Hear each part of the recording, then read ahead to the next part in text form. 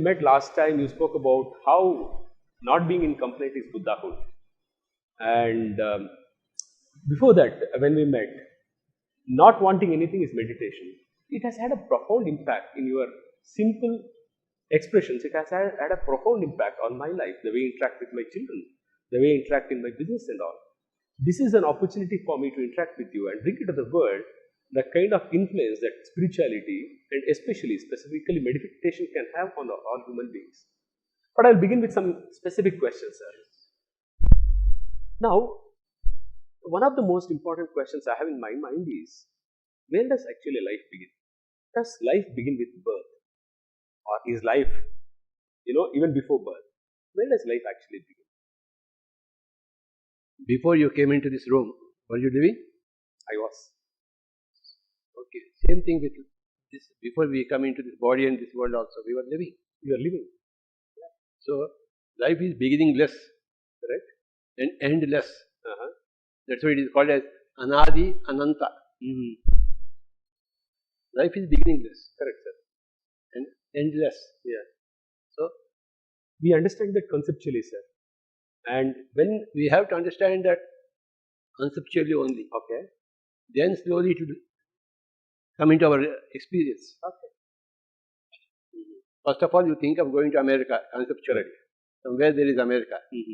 But then, when you were a child, America was there. But Correct. when you become an adult, you may plan to go to America. very true. Then you may go to America and come back Very many true. times. Right, Same thing also. right. We don't have any conception about life. We think that life begins with the birth from our mother's womb. Correct. And when we go to death, that is the end of it. That is a normal conception. Very But as we evolve in spirituality and meditation, you see much bigger picture, and you will understand finally that you are beginningless and endless. I get, sir. Yes. So even when we don't experience it, it is important to have this conception. Yes. itself. Even when you don't have, see, have you gone to the moon? No, not at all. But you know about the moon, isn't it? Exactly. You should have knowledge about the moon. Yes. Similarly, that knowledge is very important. I get that. Have you seen Akbar? Not at all. But do you know about Akbar? I know. I've studied. Should you know or should you not know? I should know about Akbar. And so, even when you can't see Akbar now, you can know about Akbar. Very true. Similarly, even when you don't know about life before birth and life after death, you must know about it. Beautiful, sir. So the very conception itself will open up a lot of possibilities for us in life. Yes. When we sense that life doesn't have a beginning, doesn't have an end, it is Anadi Ananta. Now, imagining that we don't have such a conceptualization, how will life be? Horrible. We experience tension. We experience Yes, stress. yes. Every minute is a tension. When you think that birth is a birth and death is a death. That's right. But when you understand that birth is not the birth and death is not the death, there is no tension. There is only play, lila. Beautiful, sir. Beautiful. So, in a way, what you are saying is that our quality of life, the way we experience life, is directly connected to the way we experience or the conceptualization about Anadi and Ananta. Your life pattern directly follows your conceptual patterns. Okay?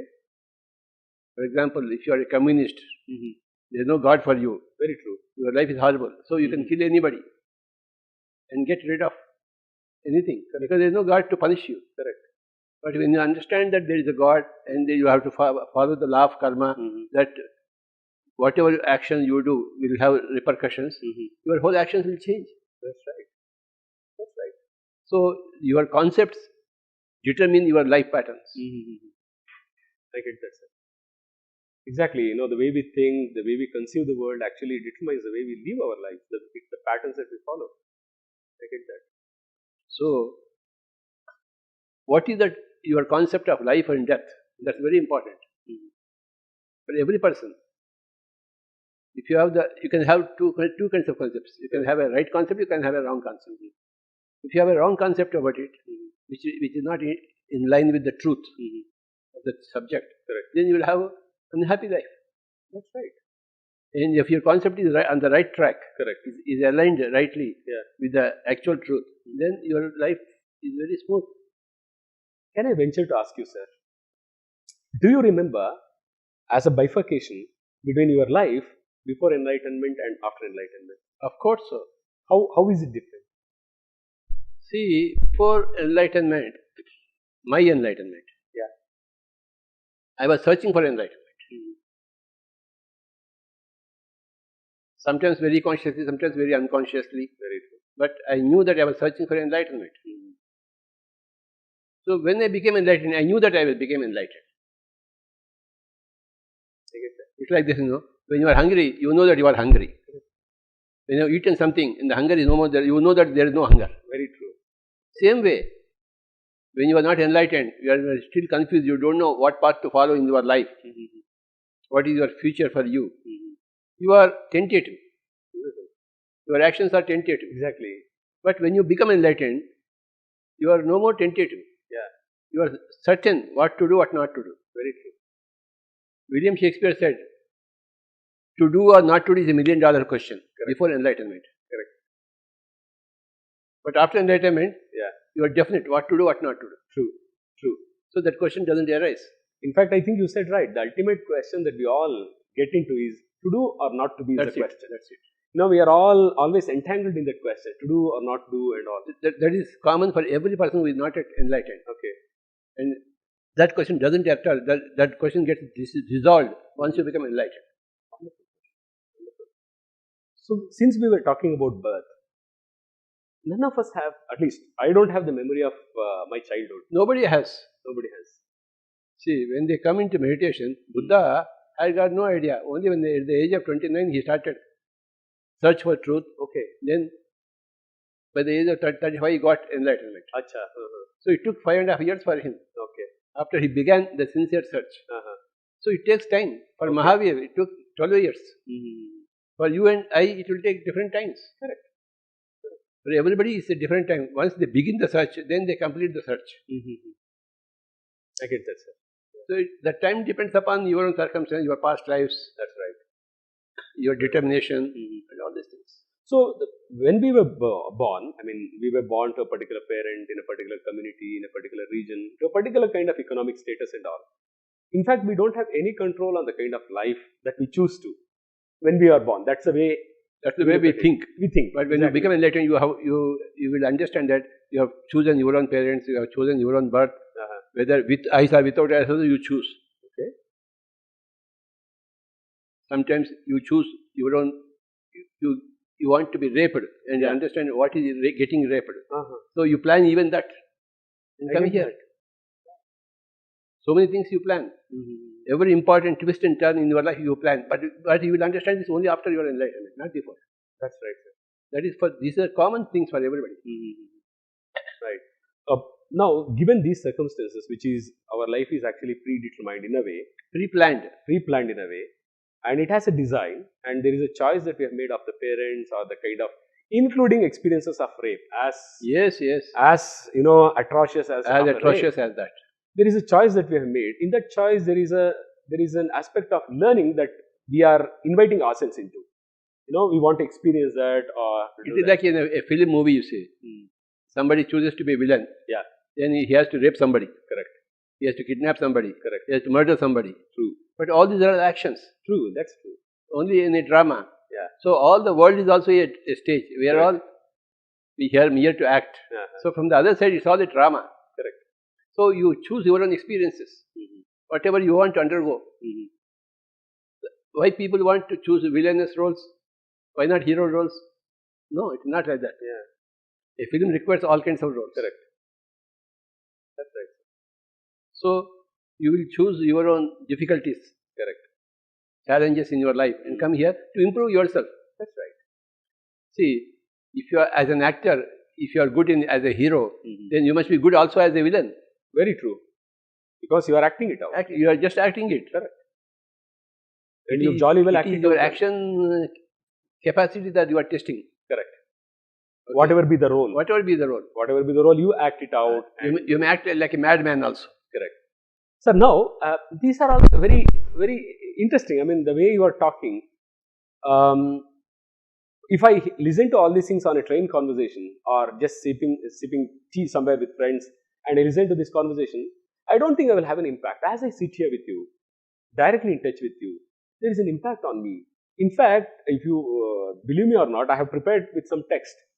But as I am conversing with you, you can notice that I am not even looking into the text. Naturally, you cannot look into the text. I am not looking into the text. There is a flow. Now, with this, what I want to relate is, parents are there. I am a parent. I have a 17-year-old daughter and a 9-year-old son. And when my daughter was born, I started experiencing anxiety about how my daughter will learn or not, whether she will learn ABCD or not, and all. But only when I crossed that stage of being the father of a very young child, I started sensing that it was not necessary, totally unnecessary. Now, you being here and having had one of the finest architectural pieces in India, like Pyramid Valley, with beautiful pyramid around pyramid energy and all.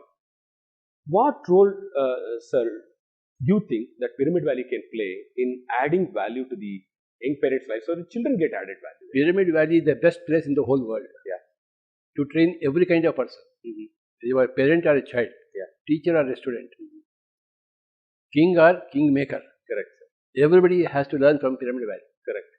So Pyramid Valley has got contribution to the whole of mankind. Mm-hmm. Okay, in every department. Every department. Because without spirituality, your material life is always full of problems. That's right. Only spirituality will help you. Correct. And this Pyramid Valley is the headquarters of spirituality, the headquarters of spiritual science, the headquarters of spiritual compassion, spiritual temper. So everybody should come here. Yeah. Parents and children, both. Yeah. So as parents come here, I am very sure that parents will evolve. They will experience something within themselves which will help them expand. Yes.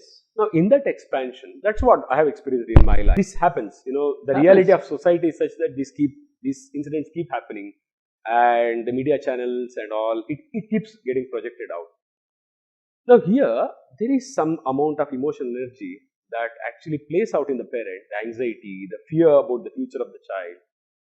All these things play out in such a way that the parent thinks that the parent really is doing something good for the child. No, that's why we need meditation and enlightenment to know what is good and bad. Before enlightenment, you think the good is bad and the bad is good. Correct. For example, the doctors say, for strength, eat meat. Correct. It's wrong. They are advising for so-called good reasons. Correct. But actually, it's a very bad thing. Very true. To kill animals and eat. Correct. So they don't know what is good and bad. Very true. Because they are not yet enlightened. Very true. Because they never sought enlightenment. Everybody should seek enlightenment, and then they will get enlightenment. Then, only after enlightenment, you will understand what is good and what is bad. Beautiful, sir. What is good and bad for you is also good and bad for others. Correct. Correct. It's about the common good. Common good. Exactly. I am a human being, and whatever is good for me is also plays the same role for every other human being. So, this is where I want to bring your experience itself, sir. See, we are all constrained by the need to perform. It could be to perform in the exam. It could be to perform in the sales targets that as a salesman we need to do, or a CEO has to show performance of the organization or the business. To whom are we here to show performance? No. Yeah. We are here to perform for ourselves, to our satisfaction. We are not here to satisfy others' egos. Exactly. No. Yeah. But this anxiety exists about because you are not enlightened. Not enlightened. Everything comes back to enlightenment. That's right. All anxiety is because of lack of enlightenment. Yeah. Very interesting, sir. So, when there is lack of enlightenment, there is certainly anxiety because you don't know. You are doing it to perform, but people experience in reality, a 10th standard child experiences that kind of anxiety, or the parent. We had all gone through all those experiences because we were as middle class human beings, we experience some kind of tension when our income goes down and all. How was that experience for you? Or see, I was waiting to get out of the job. I was desperate. I get that. I knew I was the quality of a Buddha. Yeah. So how can a Buddha still be in the palace? Buddha must be on the roads. And so I'm lingering in the palace. I must go onto the roads. I was waiting for that step. So I resigned my job, ultimately, in the year 1992. 1992. And then I was happy since then, roaming on the roads. Roaming on the roads. Okay. Now I'm not a roadside Romeo, I'm a roadside Buddha. Not a road Romeo, but a road, Buddha. Yes. Buddha on the road. On the roads. Buddha on the road. In fact, that's, I think, how I would also look at you. The amount of travel that you do, all these things. I think Buddha on the road is the right description of you. Somebody who knows what his life is about. There is nothing that stops you in dealing with that, and that's amazing. Now, this we were conversing on birth, sir. Somehow we are looking at this aspect of birth, and we understood that birth is something that we make a choice. The kind of parents we get, and the kind of experiences we choose is all. It's a very phenomenal knowledge to understand that birth was a choice. Exactly. That's a very great U-turn in your conceptual thinking. Yeah. That what happens in enlightenment. When you understand that your birth was a choice, your life conditions are a choice, Yeah. that everything was a choice, Correct. you are relieved.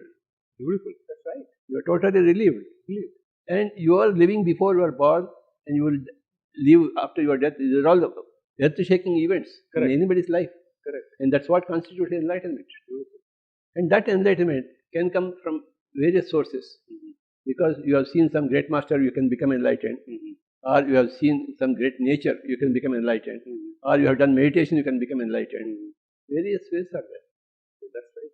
But somehow you will come to understand that you are birthless and deathless soul. Sir? You are a birthless and deathless soul. Yeah, yeah. When you understand that, everything changes. Correct, sir. But this aspect that you are relating to about choice, human beings in their ordinary sense are not able to understand this aspect of choice. They are not at all able to understand choice. Even in our ordinary consciousness, we can't understand choice. As you are talking about But if you apply your common sense, you will understand it. People don't apply even their common sense. Yeah. That's where, see, when Gautam Buddha went out of the palace and saw one person correct, who is dead, Yeah. he asked his charioteer, correct, would I also be dead like that? Sir, everybody will be dead. Yeah. There, the matter finished. And he saw one old age. He said, will I also become old? Yes, Swami, you will also become old. The mind got shattered. Yeah. That is raw common sense. Raw common sense. But Raw common sense. even we see with 1,000 deaths, we don't think that we will die. In Yaksha Prashnas, the Yaksha asked Dharmaraja, what is the most astonishing thing in this world? And Yudhishthira, Dharmaraja, replied, the most astonishing thing in this world is that people see everybody is dying, but they never think that they can die. Exactly. This is the most astonishing thing. This is the answer given by Yudhishthira. The lack of common sense. Buddha had common sense, great common sense. Therefore, with one death, he became a master. He changed the whole life pattern. So, is there a difference between knowing, for instance, we know conceptually that we grow old, we may fall ill, we may ultimately lose our body. There is a knowing. How do we? There is a knowing and there is also a non-knowing. Okay. There is knowing that everybody dies. Yeah. But when your mother dies, when your father dies, when your wife dies, when your husband dies, you start crying. Correct. Don't you know that they all die? Exactly. Everybody knows. Yeah. But when the death comes, you are not able to bear that experience. We are shaken. Right. If you are conceptually strong, you should not be shaken by that experience. Correct. You are conceptually correct, but not strong. Correct. So there is a philosophical difference between, I'm a student of philosophy, sir, to some extent. When I did my literature, there was an interdisciplinary study that I did of some philosophy, like studying a little bit about Wittgenstein, Sartre, things like that. I remember those college days, university days, when we were exploring this aspect of knowing itself. There is a difference that, in the philosophical tradition, they say that there is a difference between knowing and seeing, looking and knowing. Is it that we know conceptually that something like death is there, or we also know, as parents also know that, everybody knows that. Yeah. Parents know that, children should be given freedom and all. We also talk. But when it actually comes to the circumstances of life, there is some pressure. The child is not saying some rhyme there or something like that. What exactly is that? How do we grow into that kind of seeing with clarity so that we know what is? That's where meditation comes in. Okay. You may read Bhagavad Gita, you may understand Bhagavad Gita, but you should do meditation. Correct. Only when you do meditation will you understand really Bhagavad Gita. Correct. You will experience it. Correct. So meditation is practical knowledge. Theoretical knowledge, conceptual knowledge is important to understand, go into practical knowledge. But practical experience is very important to understand whatever you have. Very true. Very true. Everybody should give time for meditation. Correct. Everybody. Is there a strategy to it, sir? What strategy? I'll explain this question to you, sir. I really believe that meditation can transform. That's my experience. And when I consult with schools, I do something called parenting sessions with them. And they come with problems like my child doesn't do spelling properly and all. I tell them, I tell them, I sometimes as a professional, I don't tell them blunt, like the way you say, meditate and all. I explain to them and all. And I asked them to meditate, and we conducted one session also in a particular school to meditate and all. Then they again came out, we meditate, every day we are meditating, but still, my child's problem is not getting solved. They are not meditating. Okay. How do we do that? Is there a strategy in way we approach the people, teach the people? See, How can Pyramid Valley help in that? for any question, the answer is meditation. Even to this question. Small question or big question. Correct. For any problem, the answer is meditation. Small problem or big problem. So, and meditation is not so very easy. Correct. It's a difficult proposition. It demands a lot of concentration, a lot of willpower. Correct. And if you don't have that concentration, that willpower, it won't happen overnight. Very true. You have to wait and wait and wait. So it's not so very easy as we teach and they become masters. No. Correct. Correct. So, lot of determination is required. Very true. So is it that we become too And we have to outmotivated? follow up the case until they become determined for doing meditation. We have to give constant inspiration to them. Yeah. Okay. That's It what doesn't happen overnight. exactly. That's what we should follow. Yeah. We stand for them. We allow them. Once to a month they come to you for consultation to allow them. They have to be daily at you. And you have to be daily at them. Correct. That's right, sir. So And once you are behind a person and make him do meditation, he will become master meditation and he will educate 1 lakh people. Correct. That's right. You don't have to consult and give advice to 1 lakh people. At least one person. Yeah. You train them. And that one person will train others. Correct. So that one person you should train, like Arjuna got trained by Drona. Correct. Drona was training everybody. Exactly. He was So training you should everybody. train your people like that. Correct, sir. I get that. Krishna had got 4 disciples. Rukmini, Uddhava, Arjuna and Vidura. Vidura also. 4 people. He trained only 4 people. Okay. Trained in this. Trained particularly. Okay. Concentrating on them. Okay.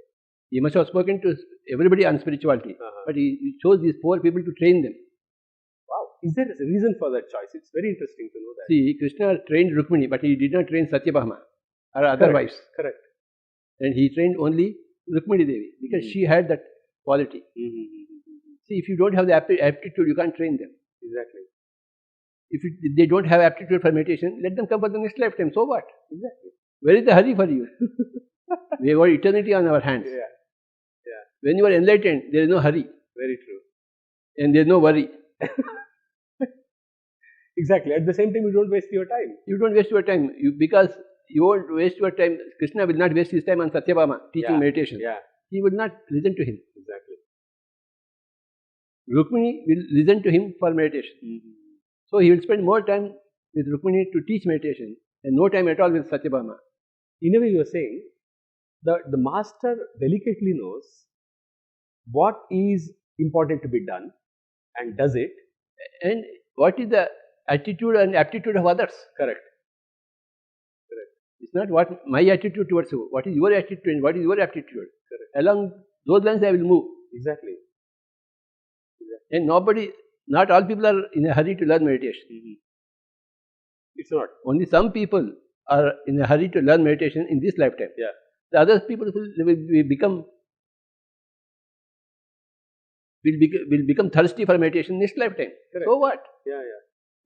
Your eternity itself. Exactly. You have all the time. So we are not actually behind any person who is not worthy of your attention. True. They must be worthy of your attention. Correct. Yes. I've got my own brothers and children, brothers and their children and my sisters and their children. Yeah. They are not at all interested in meditation. Okay. But if you are interested, I'll go to Betul and talk to you. Exactly. I heard of you doing that. But my own sister and brother, they are not interested. So I don't go to them and neither they do come to me. Exactly. I'm not bothered about them. Exactly. Because they are not bothered about meditation. All my family members, my blood relations, nobody is interested in meditation. Okay. Nobody means nobody. So who cares? They themselves don't care Okay. for truth and for happiness and for liberation, for enlightenment. So how do we care? We don't care. Wow. Wow, this is a beautiful thing. It's just a wow moment in the sense. Personally, also, all my struggle is about seeing to it that my mother says Shabas to me. My father somehow approves of my work, or my wife says, darling, you have done a great job. It's all about approval. And you here just look at what matters to you, what matters to the world of meditation. Go ahead and do it. That's all. That's all. Beautiful. It's so beautiful, sir. It's such a beautiful thing. Now, somehow I want to connect this conversation. I don't know whether I'm trying to force an outcome, but You can't force an outcome. you can't, especially meditation seriously. I took meditation quite seriously because I found that my income is expanding.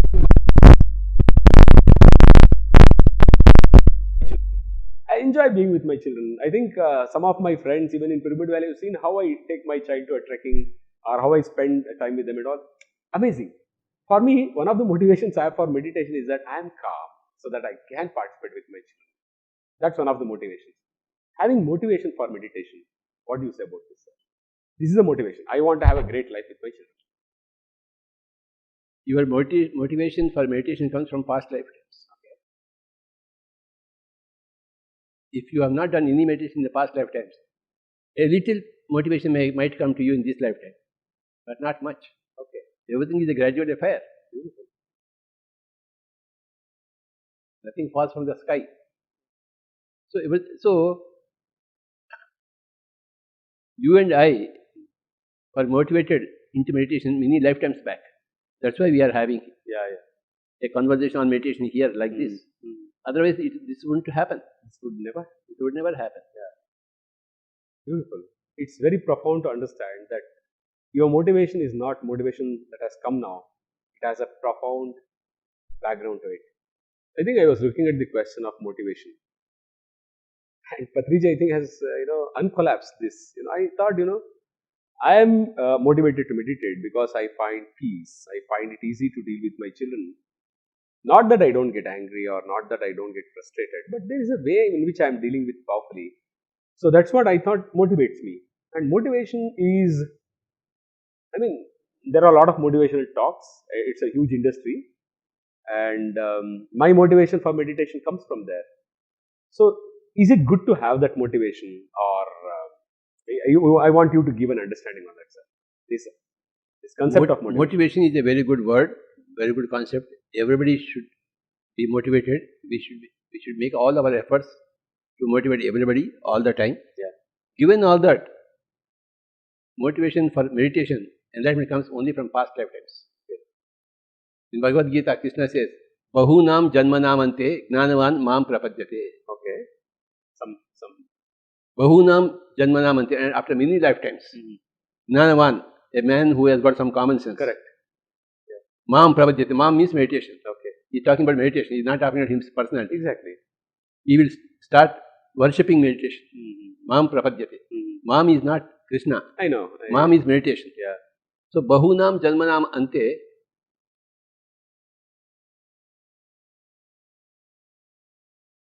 gnanavan mam prapadyate. Vasudeva sarvamiti sa mahatma sudurlabha. Such people who have got such common sense are very rare to find. Sudurlabha. Not common. Exactly. Common sense is not common. That's true. Okay. That's true. So it takes many lifetimes for you to be motivated really into meditation. Okay. So as far as your case is concerned, you have done a lot of meditation in past lifetimes. Therefore, you readily came into meditation. You are motivated by birth. I see that. Naturally. Yeah. Nobody ever motivated you into meditation. You motivated yourself. Correct. Same thing with me. Nobody motivated me. Yeah. I motivated myself. Yeah. Okay. This comes only from past lifetimes. Yeah. Correct. And my own kith and kin, they never had any past life meditation. So even though they are my brothers and sisters and my close relations, they are not motivated. Even in spite of seeing my life from close quarters, they are not motivated. Whether somebody else from some other place just listens about me or hears about me and they come here to learn meditation. Correct. Today morning, one man came from Turkey. Acha. He said, my family is very good, my economics is very good, my work is very good. I have taken 3 months holiday to do something special. And I was contacting somebody in Delhi and they said, go to Pyramid Valley. He came in the valley just for half an hour to meet me. So how is he motivated? Exactly. He came for He took a flight from Delhi to Bangalore just to be with me for about half an hour and he went back. Exactly. How do you explain that motivation? So how would you explain that? Exactly. Actually, he was not even search for meditation. He was search for some good time for 3 months. So some conversation he met to our Dean Shastri from Hyderabad, I know. Delhi. So he said, this man wanted to go to some Dalai Lama, some other place. Because people know about Dalai Lama. Correct. Nobody knows about me. So when Dean Shastri spoke about me, he took a flight and came here in the morning. Okay. Spent about 1 hour with me and went back. Okay. Beautiful. So that is called a motivation. Correct. Who motivated him? Nobody. His own previous life samskaras made him take that decision. That's right. That's right. You can't explain such motivation where people take a 3-hour flight. That is why Bahunam Janmanam Ante. Exactly. Jnanavan Mam Prapadyate. Vasudeva Sarvamiti Sa Mahatma Sudurlabhaha. Such people are very rare. Very true. It's very rare to get such Very people. rare to get. That's what I told him. It's a very rare species you have. Correct. You came all the way from Turkey. Yeah. You got 3 months free time. He said, I got 3 months free time. Correct. I want to do something special. Yeah. And this fit in with that concept. So, I mean, the way I am looking at it is that, of course, there is a motivation to which we meditate because, after some time I find it, I enjoy my flights and train journeys because I get my full time to meditate. I know that's the kind of thing I experience. To just sit, meditate, nobody is going to disturb me in the flight as I simply sit there and meditate. There is joy. I'm waiting for that joy to happen. And in being in that joy, I'm able to see that had I not come into meditation in the year 2005, you came there, 2005, I entered the world of meditation and I think I meditated for 1 hour. That was a very profound experience. I felt so fresh the whole night. Before doing meditation, I remember talking to one of my friends where I said, the school is not running well, people are complaining, management is not supporting, teachers simply take off, they just send me an SMS saying that they don't want to come today and all. Struggle. 2 months later, the same person called me and I told him, wow, the school is working wonderfully and all these things. Then the same person asked me to give the phone to my wife because he knows both of us. And then he asked my wife, what? The school has changed so much. My wife said, no, the school didn't change. Jagdish has changed. This is my experience there. So in a way, me being into this world of meditation, I think has protected a lot of children's lives. I have contributed to the lives of children. My own children and my wife, I think the kind of influence I have on them is far better than what it was before meditation. So there is a way in which I'm thankful, I'm really grateful that I'm able to protect the interests of children in the way it needs to be protected. Rather than, as you said initially in the interaction, that we have no right to test it. In fact, I believe that we have no right to even corrupt their consciousness by telling them things that may not make sense in the long run. So I think this conversation is very important for me in the sense that, it is about how we protect what we are meant to do. About, we are taken birth, we do that. But one thing here, sir, I got it because you were there. Because you were there. You had a masterful influence. I went there because you wanted that to happen. What do you mean, sir? Yes. What I mean, I can sense the beauty in what you are saying. But what is that actually? That I remember you saying that. When the disciple is ready, master will appear. So the master will appear only when the disciple is ready. Okay. When the disciple is ready, master will appear. वो चप्पर पार कर आ जाता है. Correct. So that's what happened. Exactly. Because you were ready. I was beautiful. It was a beautiful experience for me. It's a very profound interaction. Sir, for young parents who are about to become parents, who are just married, or who have very young children, who are struggling for admitting First the of all, school. you cannot marry without being a meditator. Okay. You cannot produce children without getting a certificate from me that you are a meditator. Beautiful, sir. Because marriage and children, parenting is a very big subject. Beautiful. And see, for driving on the roads, you need a license. For marriage, you don't need a license from me. Exactly. We require that. Before you get married, again, you come back to me. But you can see my hair, I'm married now. I have a 17-year-old daughter. But I believe what you are saying, sir. I really understand what Even for a driver, you need a license, driver's license, whether you are a proper driver or not. Okay. Unless you are a proper human being, how can you get married?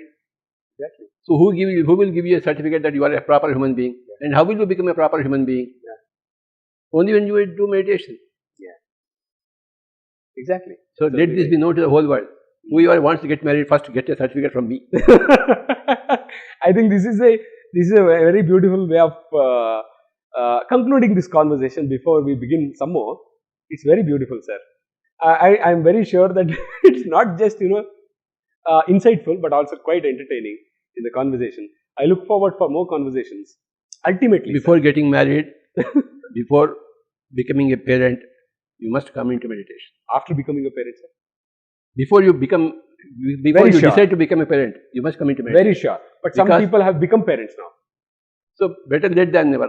Better late than never. Yeah, that's it. That's it, sir. But they are already late. Exactly. But better late than never. I was late. But I am better late than never. I got into that. Sir, thank you so much, sir. I really enjoyed this conversation. It's humor. There is a lot of heat here, but this is profound. Thank you so much, sir. Thanks a lot. Bye-bye. Thank you, sir.